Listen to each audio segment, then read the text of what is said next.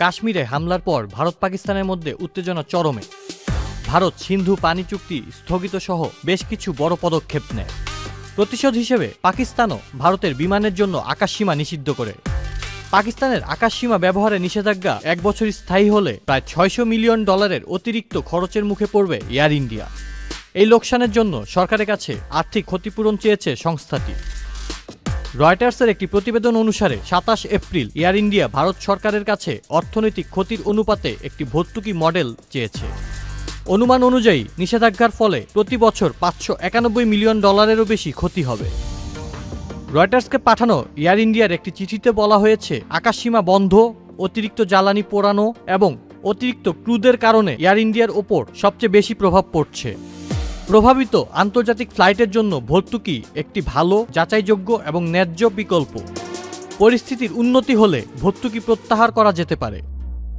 তবে air India চিঠির বিষয়ে প্রকাশ্যে মন্তব্য করতে অস্বীকৃতি জানিয়েছে। ভারতের বেসামরিক বিমান পরিবহন মন্ত্রণালয়ও তাৎক্ষণিকভাবে রয়টার্সের মন্তব্যের অনুরোধের জবাব দেয়নি।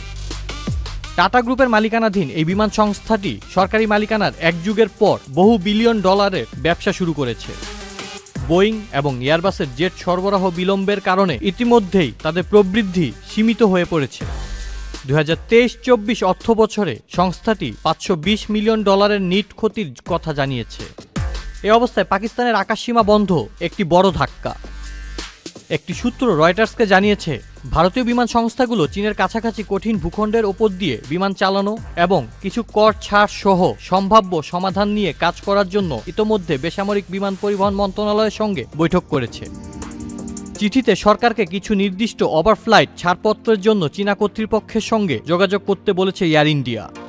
দীর্ঘ ভ্রমণের সময় বিবেচনায় যুক্তরাষ্ট্র এবং কানাডার ফ্লাইটে অতিরিক্ত পাইলট বহনের অনুমোদন দিতেও সরকারকে অনুরোধ করেছে। আউসাফুল ইসলাম আকিব, চ্যানেল আই।